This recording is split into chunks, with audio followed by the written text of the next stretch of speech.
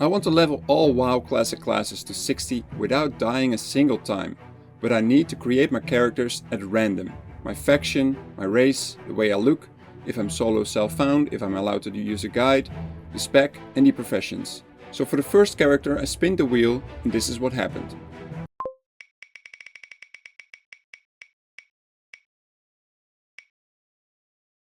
Well, it seems I'm going to be an ugly troll frost mage that is solo self-found and cannot use a guide. The way I pick crafting professions is class dependent, because blacksmithing is kinda useless for a mage. So in this case, I enter tailoring in the spinning wheel as my crafting profession. Also, I'm pairing a gathering profession to the randomly picked craft profession. So in my case, I can use mining and engineering. To be honest, not a bad pick, given the fact that engineering is the best profession in hardcore. Oh, grenade. Oh, okay. And that a frost mage has the most survivability. But when I looked up the frost spells, I was shocked to see that there are only 8 frost spells available, and only 4 of them deal damage. Besides that, I cannot use very important spells like Polymorph, Blink, Evocation, Slowfall, Conjured Water and Portals, because all those spells fall into the Arcane school. I guess Yampano's challenge to level a hardcore Arcane mage wasn't so hard after all. Anyway, the journey has to start, and I guess I need to get used to pressing one button very, very often.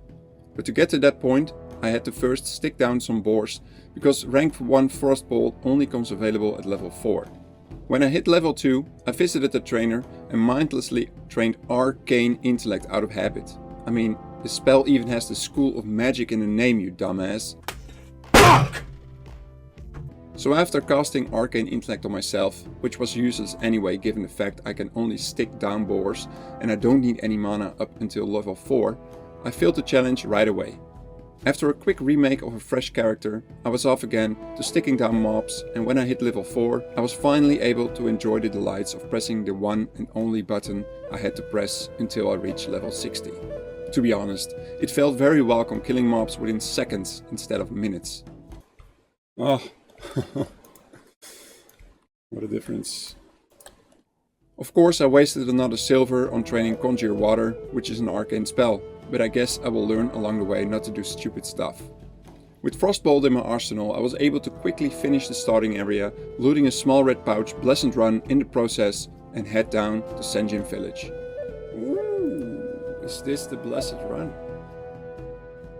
From there I did the usual quests without any trouble, and I got the very, very important sticky glue that could potentially save my life in the future.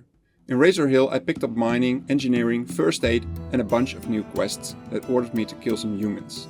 It also presented me with my first double pulls, and because I can't use Polymorph, this is something I need to get used to. Fortunately for me, for now double pulls are doable, as long as I refill my resources to the max and have some healing potions in my bags. But man, what's up with that Lieutenant Benedict respawning like he's some undead?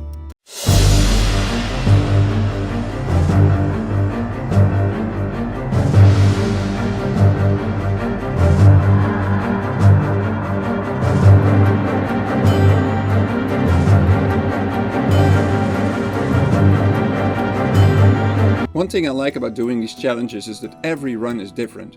I mean, the way to play WoW Classic as efficiently as possible has basically been solved. So in normal WoW I would get bored pretty quickly doing the same thing over and over again.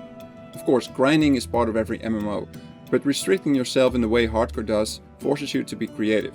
In my case, where is my DPS coming from? I guess spamming Frostbolt, but also I desperately need a wand so I don't need to drink every freaking pool.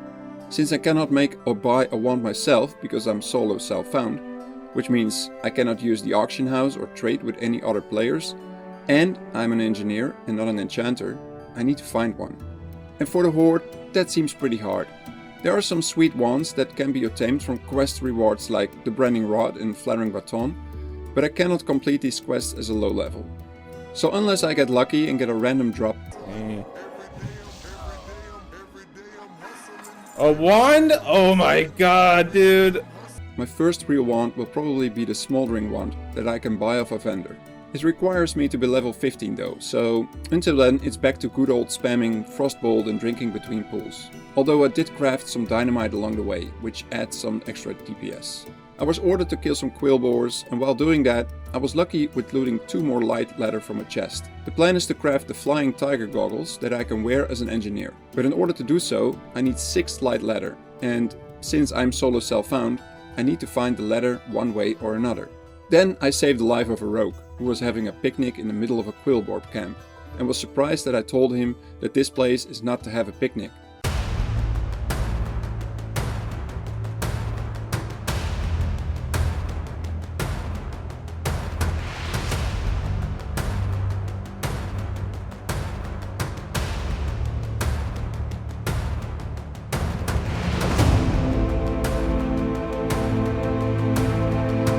Anyway, soon I hit level 9 and headed down to the Echo Isles again to kill some of my own folk.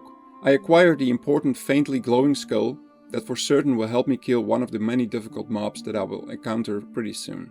With the south of Durotar cleared, it was time to head north to Orgrimmar for the first time. I picked up a bunch of quests and I didn't realize I was this close to level 10. So when I killed the first crocodile for the lost but not forgotten quest, I dinged 10 and quickly made my way back to the city. Level 10 is a big milestone because it gives me access to my only source of crowd control, Frost Nova. Also, the talent tree has opened up and I actually didn't even take a look until now. It's clear that there is no use to spend any points in the arcane and fire trees. That means that all my points will go into the frost branch of the talent tree. This gives me access to much needed spells like Cold Snap and Ice Block, as well as improving my frost damage spells like Frostbolt, Blizzard and Cone of Cold. Now it was time to test my new improved Frostbolt, and what better way to do that to go into the dreaded cave Skull Rock. Skull Rock is probably one of the places that has the most hardcore deaths because of the warlocks that dwell there. The high damage shadow bolts combined with a Void Walker that also smashes into you kills a lot of adventurers. No! No! Run! No! Lucky for me, there was a shaman questing in the cave at the same time, and together we taught everyone in there a lesson. Yes, that also includes the major villain of the cave, Gazus. I still had a bone to pick with this guy, because he killed me and my friend 3 years ago when we did a duo run. Shit. Get the next level. Heal yourself, heal yourself. Shit. Fuck me. He was interrupting.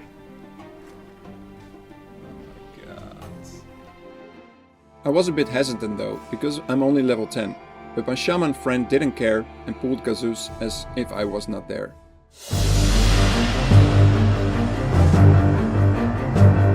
We managed to put him down with ease. I wanted to stay longer to get the insignia from this place, but I soon ran out of ice cold milk, so I said goodbye to my shaman friend and hearted out as quickly as possible. After leveling mining and engineering for a bit, I continued my adventures, but soon stumbled upon a well-known problem within the hardcore community: limited backspace. Although I was fortunate enough to obtain a small red pouch early on, my backspace was running out quickly due to the fact I had to carry all the materials for mining and engineering, as well as random loot from mobs. Why not buy a bag, you might ask? Well, these things cost a whopping 5 silver, and even though I'm hardly training any spells, I still need to pay a lot for water and training my professions. So I was forced to visit Orgrimmar once more to drop everything in the bank. But to my surprise, I stumbled upon the Harvest Festival, which gave me free food and drinks.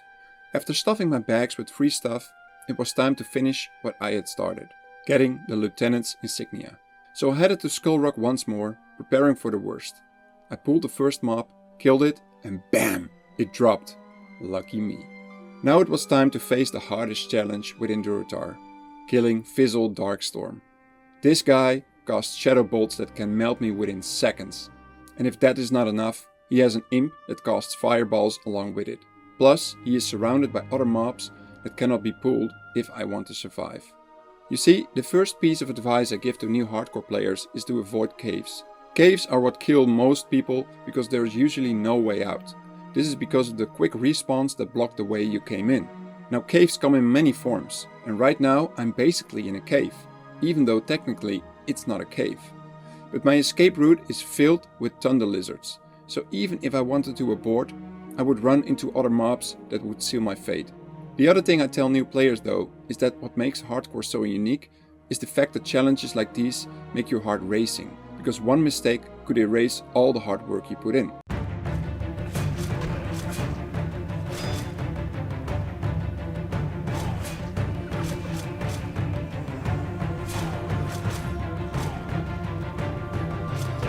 Fuck.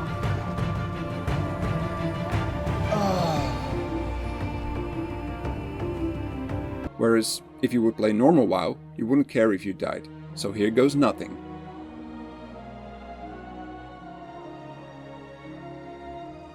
"12 seconds later."